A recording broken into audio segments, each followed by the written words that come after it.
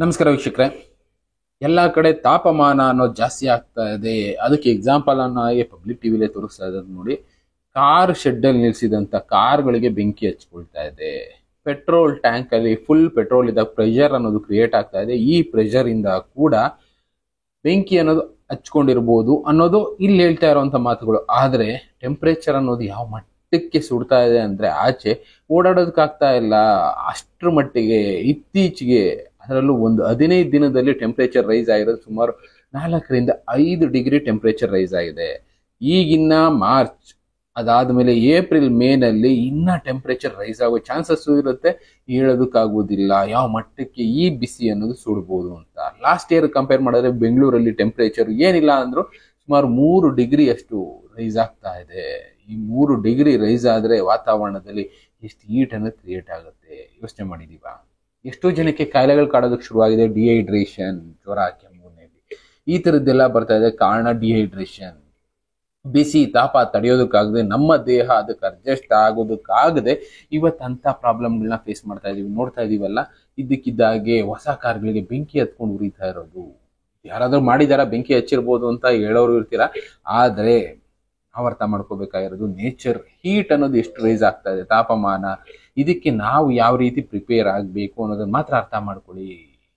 ಈಗ ಪ್ರಿಪೇರ್ ಆಗ್ಲಿಲ್ಲ ಅಂದ್ರೆ ಇನ್ನ 1 ತಿಂಗಳಾದ್ಮೇಲೆ ಇನ್ನ ಜಾಸ್ತಿ ಇದ್ರೂ ಇರ್ಬೋದು. ಆ ವಾತಾವರಣಕ್ಕೆ ನಮ್ಮ ದೇಹ ಯಾವ ರೀತಿ ರಿಯಾಕ್ಟ್ ಮಾಡುತ್ತೆ ಅನ್ನೋದನ್ನ ಮಾತ್ರ ನಾವು ಯೋಚನೆ ಮಾಡ್ಬೇಕು. ಇಲ್ಲಿ ಕಾರಿಗೆ ಬೆಂಕಿ ಹಚ್ಕೊಳ್ಳೋದು ಸೆಕೆಂಡ್ರಿ, ಆದ್ರೆ ನಮ್ಮ ದೇಹಕ್ಕೆ ಬೆಂಕಿ ಹತ್ಕೊಂಡ್ರೆ ಯಾವ ತರ ಇರುತ್ತೆ ವಾತಾವರಣ? ಬೆಂಕಿ ಹತ್ಕೊಂಡ್ರೆ ಅಂತ ತಕ್ಷಣ ಎಲ್ಲ ಏನ್ ಅನ್ಕೊಂಡ್ಬಿಡ್ತೀರಾ? ಬೆಂಕಿ ಹಚ್ಬಿಡ್ತಾರೆ ಯಾರಾದ್ರು, ಬೆಂಕಿ ಹಚ್ಕೊಂಡ್ಬಿಡ್ತೀವ ಅಂತಲ್ಲ. ಟೆಂಪರೇಚರ್ ತಡೆಯೋದಕ್ಕಾಗೋದಿಲ್ಲ ದೇಹ. ನಾರ್ಮಲಿ ನಾವಿಲ್ಲಿ ಬೆಂಗಳೂರಲ್ಲಿ ಬದುಕ್ತಾ ಇರೋರು ಒಂದು ಟೆಂಪರೇಚರ್ ಇದೆ. ನಮ್ಮನ್ನ ಕರ್ಕೊಂಡು ಹೋಗ್ಬಿಟ್ಟು ತಮಿಳ್ನಾಡು ಬಾರ್ಡರ್ ಅಲ್ಲಿ ಬಿಟ್ಬಿಟ್ರೆ, ಸಮುದ್ರದ ಪಕ್ಕದಲ್ಲಿ ಚೆನ್ನೈಯಲ್ಲಿ ಬಿಟ್ಬಿಟ್ರೆ ಯಾವ ತರ ಇರುತ್ತೆ?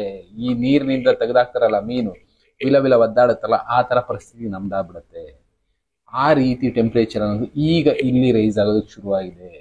ಚೆತ್ಕೊಳ್ಳೋದಕ್ಕಂತೂ ಆಗೋದಿಲ್ಲ ಬಿಡಿ. ಕಾರಣ ಬೆಂಗಳೂರಲ್ಲಿ ಅಷ್ಟೊಂದು ನಾವು ಲೈಫ್ಗೆ ಅಡ್ಜಸ್ಟ್ ಆಗ್ಬಿಟ್ಟಿದೀವಿ. ಆ ಲೈಫಿಂದ ಆಚೆ ಬರೋದಕ್ಕಾಗೋದಿಲ್ಲ. ಕೆಲಸ, ಕಾರ್ಯ, ಅದು ಇದು ಅಂತ ಅಡ್ಜಸ್ಟ್ ಆಗಿರೋದ್ರಿಂದ ಆಪ್ಷನ್ ಇಲ್ಲದೆ ನಾವು ಅದಕ್ಕೆ ಅಡ್ಜಸ್ಟ್ ಆಗಿ ಹೋಗ್ಲೇಬೇಕು.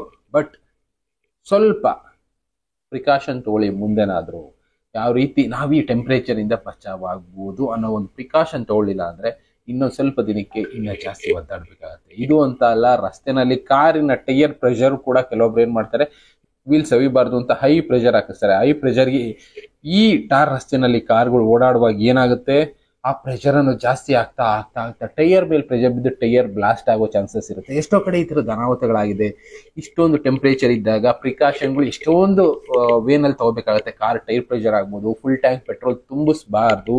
ಪ್ಲಸ್ ಬ್ಯಾಟ್ರಿ ಬೈಕ್ಗಳಿರುತ್ತೆ, ಕಾರ್ಗಳಿರುತ್ತೆ, ಅದನ್ನ ಬಿಸಿಲಿಂದ ಸ್ವಲ್ಪ ನೆರಳಲ್ಲಿ ನಿಲ್ಲಿಸುವಂತ ಒಂದು ಪ್ರಯತ್ನ ಮಾಡಬೇಕು.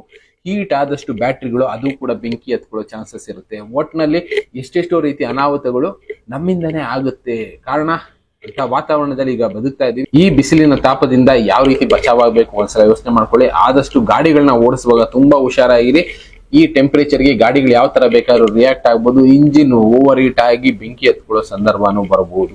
ಈವನ್ ನಾವು ಮೊಬೈಲ್ ಇಟ್ಕೊಂಡು ವಿಡಿಯೋ ರೆಕಾರ್ಡ್ ಮಾಡೋಣ ಅಂತ ಹೋದ್ರು, ಇಲ್ಲ ಕ್ಯಾಮ್ರಾ ಇಟ್ಕೊಂಡು ಇನ್ನೊಬ್ರು ರೆಕಾರ್ಡ್ ಮಾಡ್ತಾ ಇದ್ರು, ಜಸ್ಟ್ 5 ನಿಮಿಷ, ಈ ಮಧ್ಯಾಹ್ನ 11 ಗಂಟೆಯಿಂದ 3 ಗಂಟೆ ಬಿಸಿಲಿದೆಯಲ್ಲ, 5 ನಿಮಿಷ ರೆಕಾರ್ಡ್ ಮಾಡೋದಕ್ಕೆ ಹೋದ್ರೇನೆ ಆಫ್ ಆಗೋಗ್ತಾ ಇದೆ, ಓವರ್ ಹೀಟ್ ಆಗಿದೆ ಡಿವೈಸ್ ಅಂತ. ಅಂದ್ರೆ ಯಾವ ಮಟ್ಟಕ್ಕೆ ಟೆಂಪರೇಚರ್ ಇದೆ ಲೆಕ್ಕ ಹಾಕೊಳ್ಳಿ. ಈ ಟೆಂಪರೇಚರ್ ಗಾಡಿಗಳು, ಈ ಕಡೆ ಮೆಟೀರಿಯಲ್ಗಳು, ಮಿಷಿನ್ಗಳೇ ತಡ್ಕೊಳಕ್ ಆಗ್ತಾ ಇಲ್ಲ ಅಂದ್ರೆ ಮನುಷ್ಯರಾದವ್ರು ನಾವು ಯಾವ ರೀತಿ ತಡ್ಕೋಬೇಕು, ಅದಕ್ಕೆ ಪ್ರಿಪೇರ್ ಆಗಿ ಅಂತ ಅಷ್ಟೇ ಹೇಳ್ತಾ ಇದ್ದೀನಿ. ಇನ್ನ ಇದೇ ತರ ಎಷ್ಟೆಷ್ಟು ವಿಷಯಗಳು ನಡೀತಾ ಇದೆ, ಅವುಗಳನ್ನ ನಾನು ನಿಮಗೆ ತಿಳಿಸ್ಕೊಡ್ತಾ ಇರ್ತೀನಿ. Thank you. ಮತ್ತೆ ಸಿಗ್ತೀನಿ. Good bye.